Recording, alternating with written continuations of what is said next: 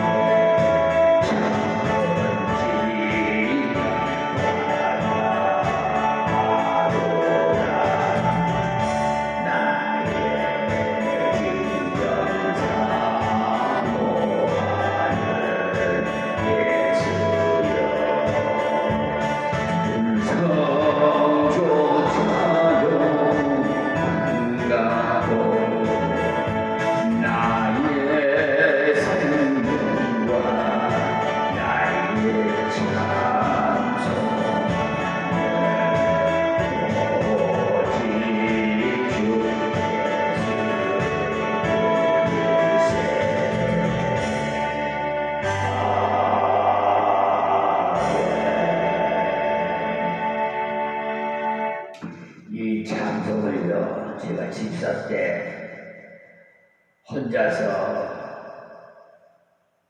예배당에서요 다 갔는데 혼자서요 성령님이 조금만 임하셔서 찬양을 부르는데요 얼마나 마음에 뜨겁고 감동이 오는지요 정말 감사하고 고맙고 기쁘고 행복하고 말로 다 형용할 수 없이 참 기뻤습니다. 그래서 우리 모두가 기쁨이 충만하기를 주의 이름으로 축원합니다. 자, 주일 저녁 말씀도 먹어야겠죠? 마태복음 강해설교입니다. 22장 23절부터 26절에 있는 말씀에 서론을 오늘 새벽에 드리다가 마저 못 드렸은 것이 있어서 말씀을 계속 드린 다음에 23절 말씀을 드리겠습니다.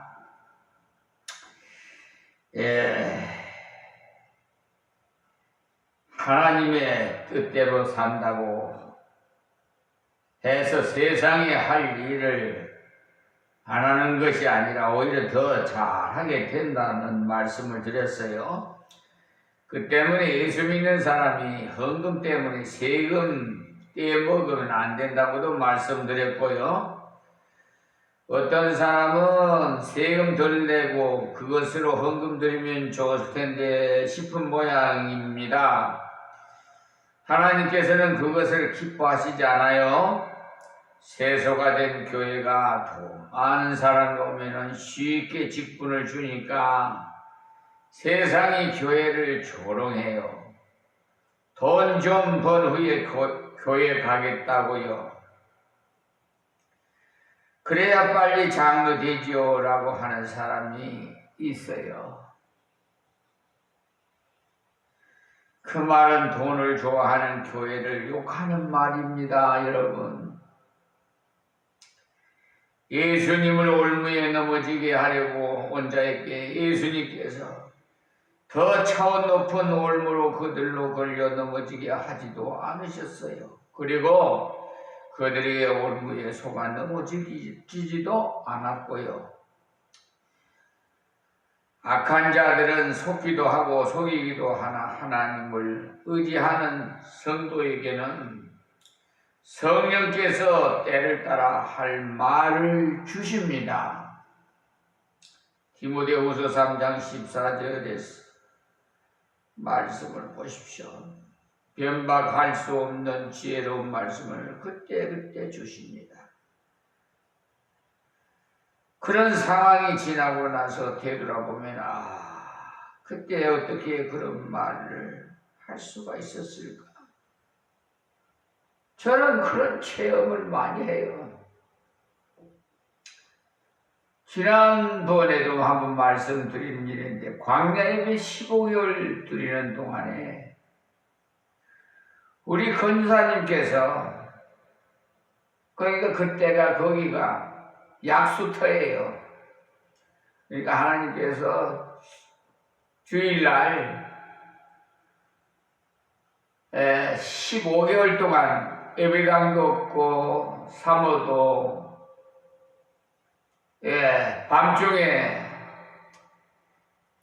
가출해버리고 살림집도 없고 그러니까 머리 둘 곳도 없지요. 그런 상황인데 그러니까 그때는 성령의 인도함으로요.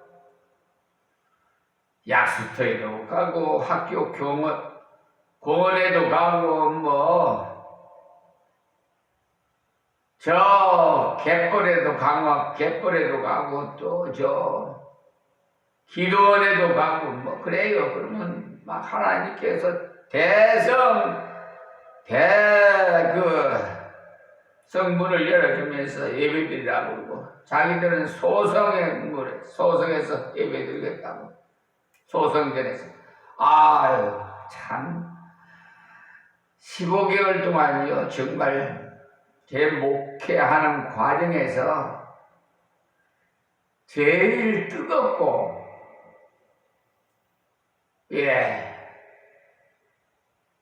감격스러운 일이 많았어요. 예수님께서 머리 둘 곳이 없다고 그러시죠. 정말 저는 저 오살리 처자실 금식 기도원에 가서 굴 속에 들어가서 울다가 지치면은 잠이 들고 깨어나서 또 하나님께서 말씀으로 위로해 주시면 또 기쁘고 웃다가 울다가 그렇게 15개월 지냈습니다.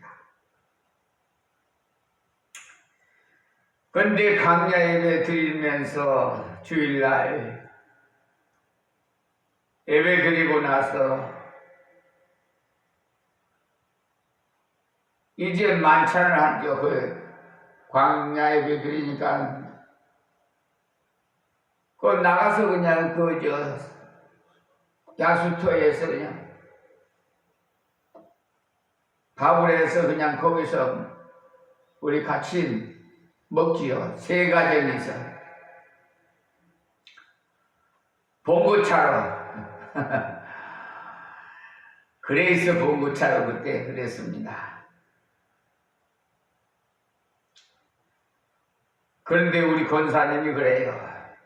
목사님, 사무도 없고 예배당도 없고 살림집도 없고 어떻게 목회를 하시겠습니까? 저한테 갑자기 물어봐요. 그래서 제가 갑자기 묻는 말에 나도 모르게 성령 하나님께서 입을 벌려 말씀하시는데 저도 깜짝 놀랐어요. 제가 말한 것이 아니에요. 성령이. 권사님, 목회는 목사가 하는 것이 아닙니다. 하나님께서 하십니다. 이렇게 말씀을 하게 했어요. 그랬더니 그 후부터 하나님께서 싹 부어주시더라고. 기적 같은 일이 벌어지기 시작하는 거예요. 아니, 교회에 재정 1,000만 원 은행에 넣어놓고요. 선물을 금당 평강 기도원 야산에다가 좀 부탁을 하고 거기 갔다가 싸놓고 비닐로 덮어놓고 돌아오는 이 비천한 종의 마음은 너무나도 무거웠어요. 어쩌면은 장사 지내고 오는 기분이었어요. 발걸음이 그렇게 무거웠어요. 은행에 1,000만 원 넣어놓고 광야에 배드렸는데 15개월 만에 이렇게 예배당 135평에 예배당을 성축케 하시고 또 사택도 지어주시고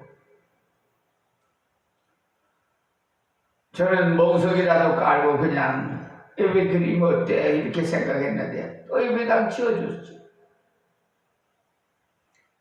그렇다고 외부에서 노예에서 지원을 해주고 후원해주고 그런 데도 없어요. 아무튼 우리 세 가족에서 우리 육신의 아버지는요 살아서 인전에 농협에다가 무슨 보험을 들여놨는가 봐. 연락이 왔어요. 아버지께서 이렇게 보험 들였는데 찾아가시라고. 그래 찾아다가 건축헌금 드렸죠. 천국에 가 계신 아버지 이름으로. 그래서 이 교회는 저 머릿돌 뒤에 교회 머릿돌 뒤에 아주 잘 그 명단을 헌금하고 한 분들을 다 해가지고 액수를 다 적어서 거기다 봉해가지고 그 안에다가 봉해놨어요. 그것이 성전 짓는데 그 양식이 그래요. 대부분 사람들이 몰라가지고 그냥 엄떡떡 막 지나는데 그리고 예배당에 사택이 있으면 안 돼요. 1m라도 떨어져 있어야 돼요. 자, 그만 말씀드리랍니다. 그래서 하나님께서 할 말을 입을 벌려 말하게 하세요. 어디를 가든지 생각지도 않게 저도 모르게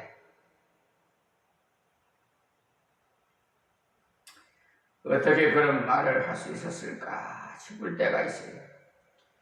때로는 무슨 말로 대답했는지조차 기억나지도 않을 경우도 있고 그래야 하나님께만 영광이 돌아가지 다 알고 있으면 그때 참 내가 말 잘했지 핍박자들이 꼼짝을 못하더군다고 하면서 자기가 잘해서 승리한 줄 알죠.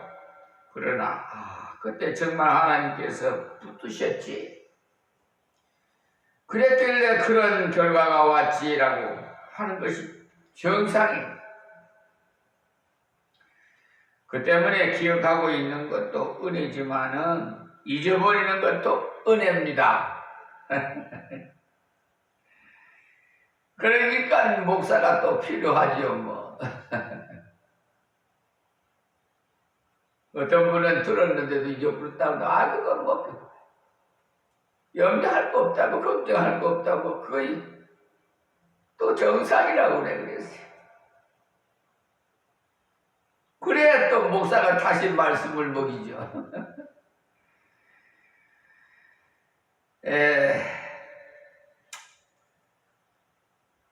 그때 정말 하나님께서 붙드셨지 하는 생각을 하면 참 은혜지만 잊어버리는 것도 은혜예요. 그래야 교만해지지 않지요. 여러분이 성경 공부반에 오셔서 배운 대로 다 기억하고 있으면 제가 가르칠 것이 별로 없을 것 같아요. 또 저 소리 어느 때 하신 말씀 또 하신다. 저 말씀은 지난 월요일에 밤에 하신 말씀인데 또 이런 식으로 기억하였다가 지겨워하시면서 제가 어찌 가르치겠습니까, 여러분? 들어 잊어야만 제가 마음 놓고 가르칠 수 있잖아요. 신구약을 여러 번 읽고 배운 분도 있겠지만 배울 때마다 새로운 것이 성경이니까 얼마나 감사한지. 예수님께서 친절히 그들에게 바른 교훈으로 지도하셨을 때 진정한 하나님 아들이시구로다. 이렇게 하면서 굴복해야 될 텐데 희한하게 답변하는구나. 그거 참 하고는 돌아가 버렸으니 얼마나 어리석습니까? 어쩌면 저렇게 합당하신 말씀을 하실고 주여 우리를 지도하소서라고 했으면 큰 은혜 받았을 텐데 상대해봐야 안 되겠구나 하고는 돌아가 버렸으니 얼마나 딱한 사람들입니까? 자, 이제 23절부터 33절에 있는 요점은 부활에 대한 질문인데요. 그 질문에 대한 답변을 하는 겁니다. 자, 23절에 부활이 없다 하는 사두개인들이 그날에 예수께 와서 물어 가로되 유대인들이 그 종파 중에서 바리새파, 사두개파, 헤롯 땅으로 성경에 소개되고 있는데 그 중에 바리새인들은 율법주의자들로서 백성들로부터 굉장한 존경을 받는 사람들이에요. 그들은 잦은 금식과 기도하는 것을 통해서 존경받았는데 그래서 예수님께서는 너희 의가 바리새인과 서기관보다 낫지 못하면 천국에 들어가지 못한다라고까지 하셨지 않습니까?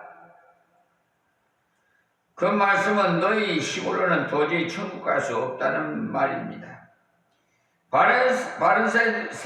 바리새인들이나 서기관들이 아무리 율법을 잘 지켜도 다 지키지 못하니까 율법 지키서도 도저히 천국 못 가는 겁니다.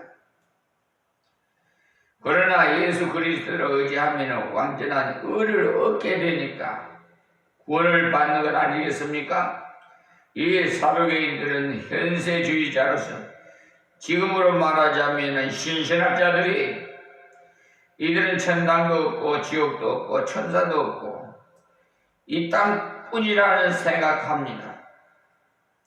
그런데 이상한 것은 제사장들 중에도 사두개인들이 많았으니 슬퍼해야 할 일이죠. 지금도 거짓 선지자들 많잖아요.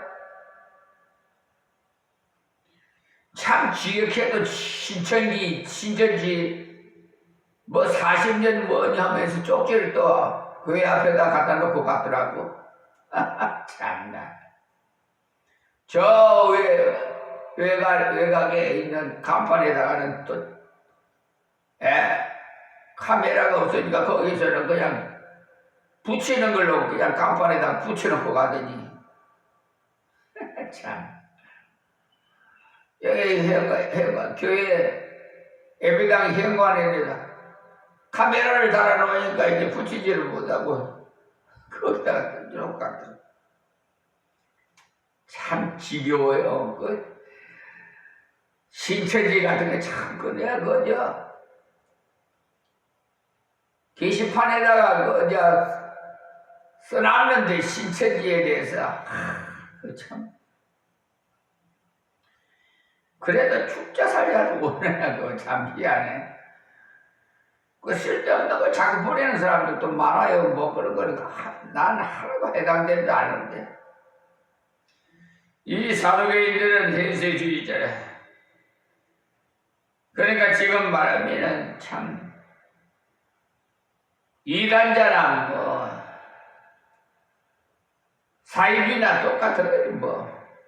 예. 자기는 안 믿으면서 제사를 집행하였으니 직업의식에서 제사장을 하고 그런 사람들은 계실주의라서 종교를 이용하든지 무엇을 이용하든지 돈 정광훈 목사라고 그러잖아요. 광화문에 예배 드리면서 뭐 반가운 시간이 돌아왔습니다. 돈 헌금할 시간입니다.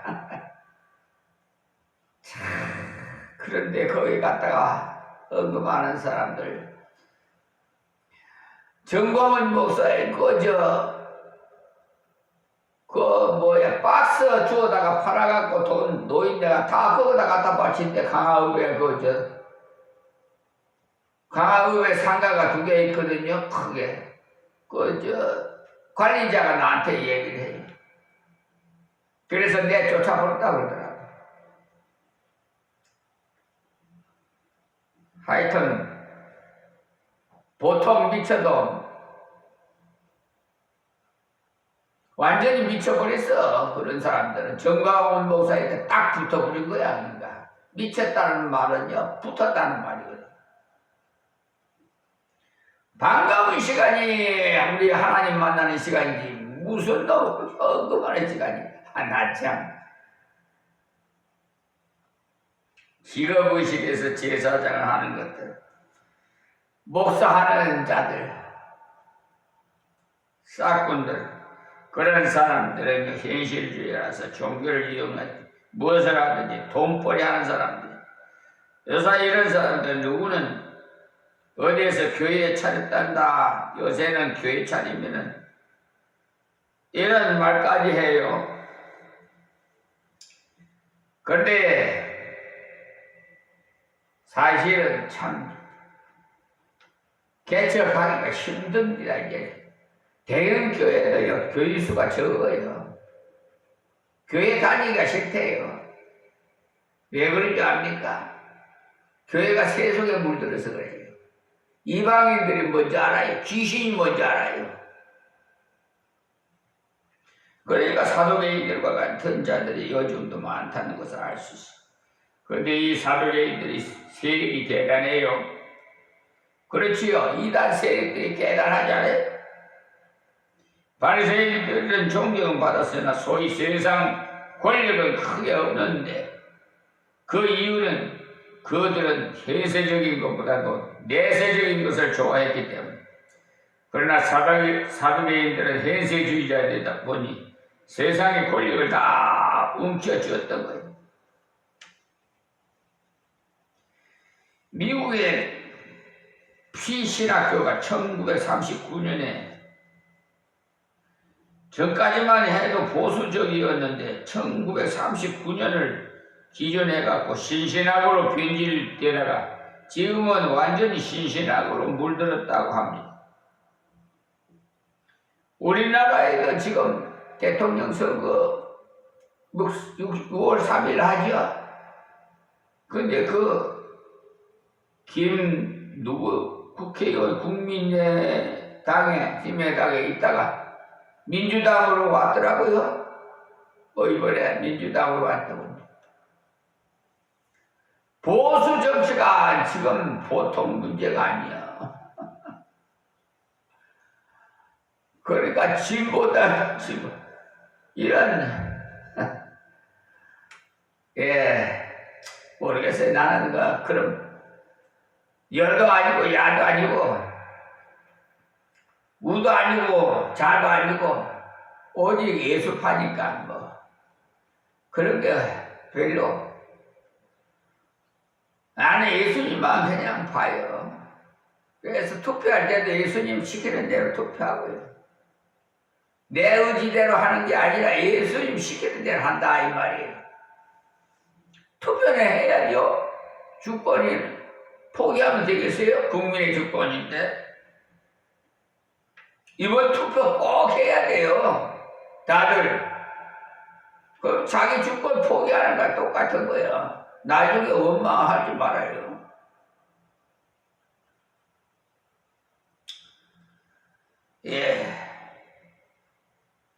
그러니까 처음에는 신신학자 한 사람이 어찌어찌 교수로 들어왔는데 이 신신학자들이 세세주의니까 세력이 약할 때 가만히 있답니다. 마치 공산주의자들이 세력이 약할 때는 정체를 드러내지 않고 숨어서 활동하다가 세력을 얻으면 정체를 드러내는 것과 같지요. 신신학자가 처음에는 세력이 약하다 보니까 조용히 있다가 대세주의다 보니까 위에 사람들에게 아첨하고 뇌물을 주고 해갖고 자꾸 행정적인 지위를 확보해 간답니다. 결국에는 학장자리까지 올라가서는 자기와 같은 자들을 채용하고 신앙적인 사람은 다 내보내고 학교가 전부 자gin이 되어버립니다. 이런 사람들은 세상적이기 때문에 하나님을 두려워하지 않아요. 지금 하나님 두려워하지 않아요. 이방인 저런 사람들이요. 때문에 어느 신학교에서 신신학자가 한두 사람 섞여 있다면 무서운 일입니다. 상당히 좋은 교수가 많지요. 혹 그런 신신학자가 섞였지만 한민담에는 얼마나 안 가서 그 신신학자들이 그 학교의 세력을 잡아버려요. 그들은 세상적이기 때문에 수단과 방법을 가지 않고 이권을 쥐고 행정력을 장악하려고 하기 때문에 변질된 학교가 되어버려요. 이 사도교인들이 형편없었지만 그때 유대교회를 다 잡고 있었으니까 문제였던 거예요. 하나님 말씀대로였다면 대제사장이 둘이 될 수 있습니까? 원래는 대제사장이 죽으면 그의 맏아들이 대제사장이 되는데 죽기도 전에 자기 사위를 대제사장으로 세우고 그러니 가야바 안나스가 그런 사람들 아닙니까? 그 사람들이 사두개 출신이에요. 헤롯 땅은 매국노 나서 일제시대 친일파와 같은 자들이 우리나라에도 친일파 지금 현재 구소들이 잘 살고 있어요. 일본 사람들이 아부해가지고 앞잡이 노래를 해가지고 치부한이라고. 그 사람들 여러분 젊은이들 잘 모르죠? 나는 알아요. 지금 국회의원으로도 있어요. 국회도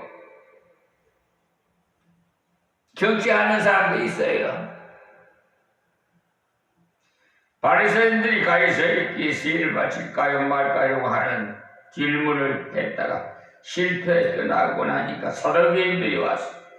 아마도 바리새인들이 너희들 꼴 좋다, 신앙 좋다고 떠들어대다니 나사렛 예수에게 가서 꼼짝 못하고 가다니라고 조롱을 했을 거예요.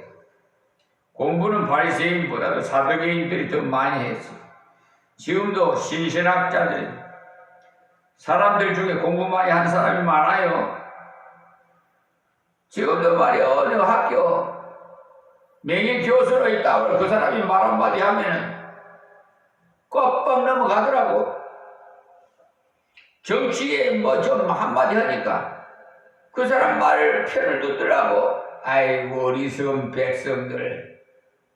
난 참 그런 거 보면은 불쌍한 마음이 들어. 여러분 사람 보지 말라고 내가 맨날 말해.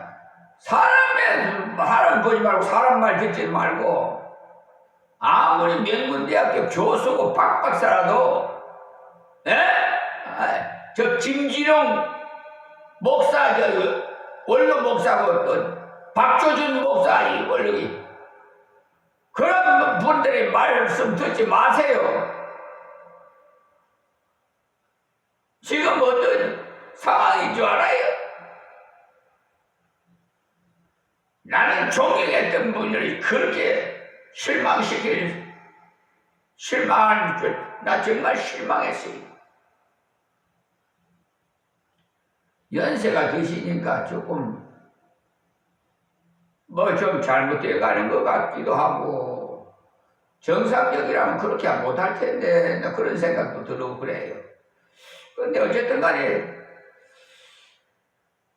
이렇게 말씀하실 때 보면은 떠벅떠벅하게 말씀을 하기는 잘 하시는데 편애하는 그런 짓거리를 하면 안 돼. 딱 중심이 돼야 해. 예수 중심. 우파도 아니고 좌파도 아니고 중심이 돼야 된다 이 말씀이에요. 하나님께 기도하지 뭐. 아이고 6.3 선거에 대해서 뭐 교훈을 한다나 뭐다나 아이나 그 유튜브에 그래 난 보기도 싫어. 그냥 거기 나오면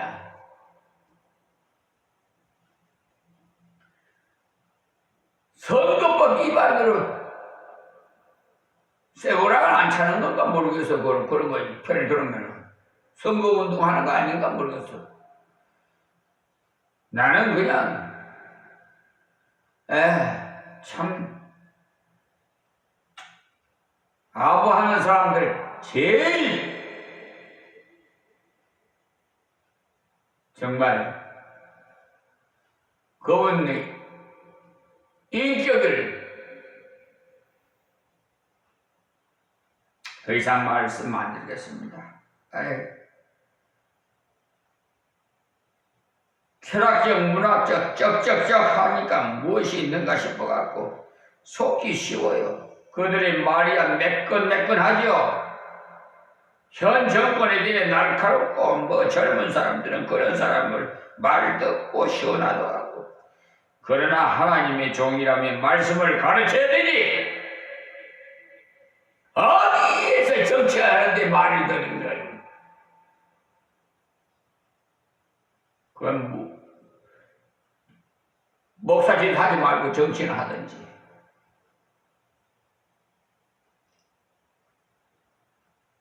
그렇게 하면 벗어놓고 나가서 정치해야 합당한 겁니다.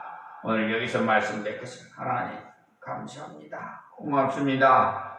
오늘 부부의 달에 부부 주일로 섬기게 하시고 저녁도 이렇게 말씀으로 은혜 주시고